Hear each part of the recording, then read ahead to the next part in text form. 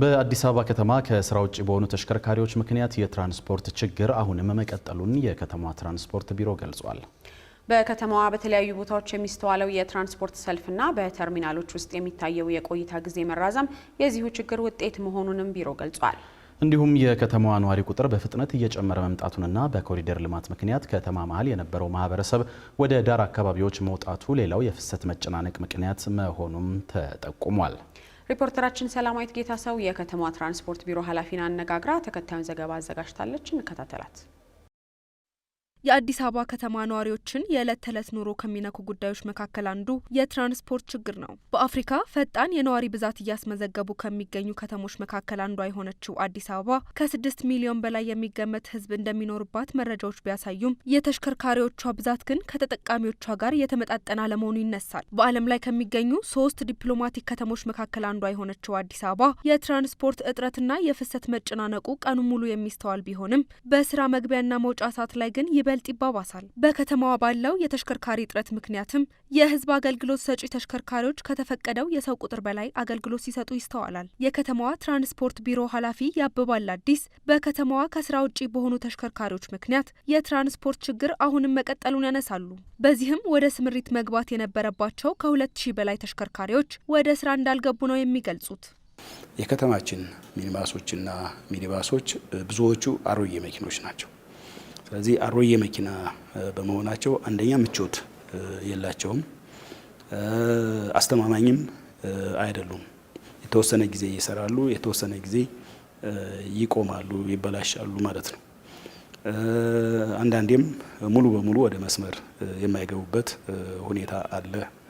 ከዚህ አኳያ በግማሽ ዓመት የዕቅድ አፈጻጸማችን ግምገማ ወደ ስምሪት መግባት ከነበረባቸው ሚኒባሶች፣ ቅጥቅጥ መኪኖች አኳያ ወደ 2200 የሚሆኑት ወደ ስምሪት ውስጥ እንዳልገቡ ለማየት ሞክረናል። ይሄም በህዝቡ ላይ በአገልግሎት አሰጣጡ ላይ የራሱ ተጽዕኖ አሳድሯል። በየተርሚናሉ ያለውን የዌይቲንግ ታይም ወይም የመቆያ ጊዜ እንዲጨምር አድርጎታል። ሌላው ለከተማዋ ነዋሪ አገልግሎት የሚሰጠው የቀላል ባቡር ትራንስፖርት መሆኑን ያነሱት ኃላፊው በከተማዋ 41 ባቡሮች ቢኖሩም አገልግሎት ላይ ያሉት ግን 18 ብቻ መሆናቸውን ገልጸዋል። ከተማችን ትልቅ የትራንስፖርት አገልግሎት የምንሰጠው በአውቶቡስ በዚህ በቀላል ባቡር ትራንስፖርት አማካኝነት ነው።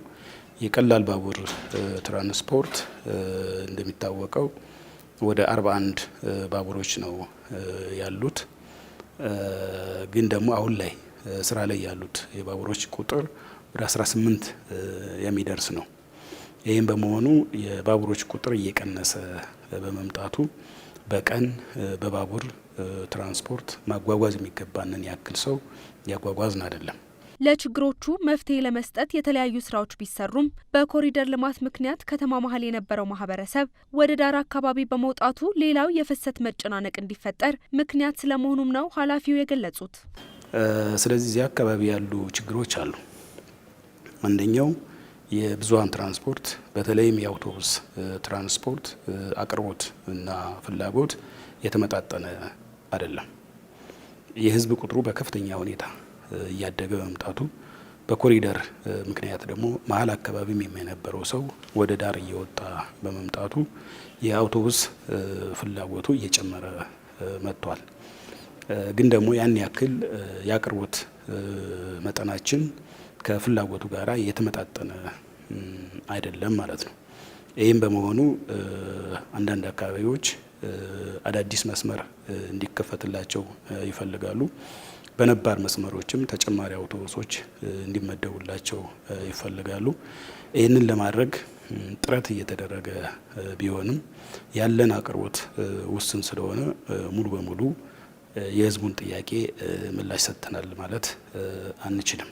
በከተማዋ ያሉ የትራንስፖርት ችግሮችን ለመፍታት ከስራ ውጪ የሆኑ ባቡሮችን ወደ ስራ ለመመለስና የግሉን ዘርፍ ተሳትፎ ለማሳደግ እንደሚሰራ የተናገሩት ኃላፊው የከተማዋ አስተዳደር እስከሚቀጥለው ዓመት መጨረሻ ድረስ ለህዝብ ትራንስፖርት የሚውሉ አውቶቡሶችን ለመጨመር ማቀዱን ገልጸዋል። ብዙ አውቶቡሶችን ነው የከተማ አስተዳደሩ ገዝቶ ለህዝብ ትራንስፖርት ያቀረበው። ባለፈው ዓመት ብቻ 100 አውቶቡሶችን የኤሌክትሪክ አውቶቡሶችን ገዝቶ ወደ ስምሪት ውስጥ እንዲገቡ አድርጓል። በዚህ ዓመትም የተወሰነ አውቶቡስ እንደሚገዛና ምናልባት ለዚህ ዓመት እንኳ ባይደርስ ለሚቀጥለው ዓመት የህዝብ ትራንስፖርት አገልግሎት ይደርሳል ብለን ነው የምናስበው። ስለዚህ ዋናው መፍትሄ አውቶቡስ ቁጥሮችን መጨመር ነው። ሌላው ደግሞ ቅድም እንዳልኩት የባቡር ቁጥሮችን እያሳደጉ የመሄድ ነው። ሶስተኛው መፍትሄ የግል ባለሀብቱን ተሳትፎ ማሳደግ ነው።